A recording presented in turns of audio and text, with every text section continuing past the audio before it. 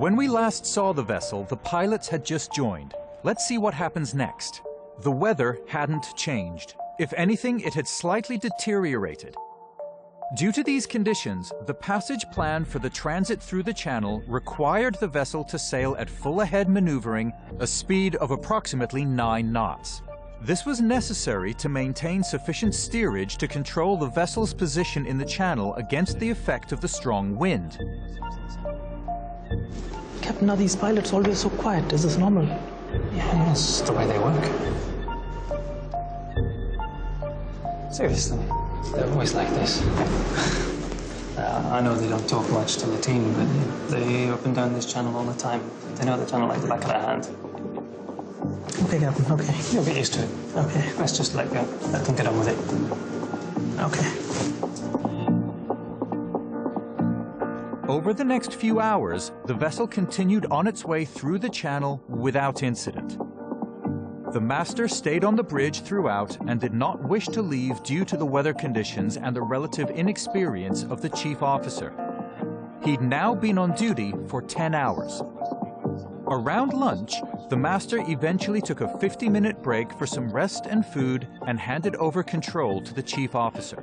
Pilots, so I've just handed over to my chief officer. I need to go down and take some lunch and have a bit of a rest. I'll be back up shortly, but he'll take care of you for a while. Okay. Thank you, Captain.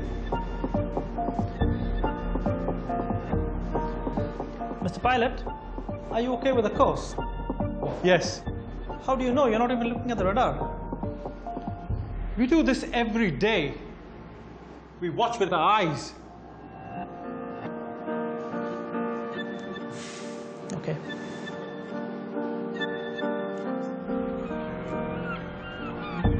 The master returned to the bridge shortly before the vessel approached a critical point on the passage plan. This was when the vessel would leave the narrow single channel as it widened into a lake before splitting into 2 narrow channels. At this point, the speed of the vessel would increase because of the open water in the lake.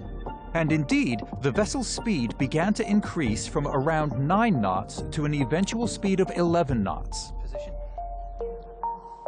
Over the next 30 minutes, the master twice asked one of the pilots if he would like to reduce speed. Pilots, do you think we should reduce the speed a bit? Don't worry. Once we reach shallow waters, our speed will reduce in the narrow channel. Anyways, if we go aground, our speed will be 0. Sorry for the joke, but we know these waters. That's why we prefer to use our eyes. Even when the visibility is down to 5 cables, you'll use your eyes. Over the next few minutes, the pilots gave some small alterations to port. Port 4 degrees. Port 4 degrees, heading 144, sir. I think we're going too fast, Captain.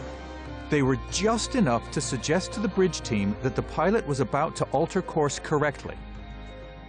However, unnoticed to the pilots, the vessel had already passed the point where they should have turned to the next course in the narrow channel. Eventually... Pilot, you need to come harder port. Everything's fine, it's under control. Captain, that's not what the radar is telling me. We've crossed the wheel over point and we are exiting the channel now. We have to do something before it gets too late. Pilots. Not to worry, Captain. Everything under control. Yes, 125. You see that red buoy up ahead? What? What boy? Which one? The green one's over Where? there. Hard port. Sure. Hard port. 6 knots now. Harder port now. Come on, pilot. Good move. Harder port. Go port, go port. Harder port. Stop engine. Speed 0. Stop engine. Stop engines. I told you harder port.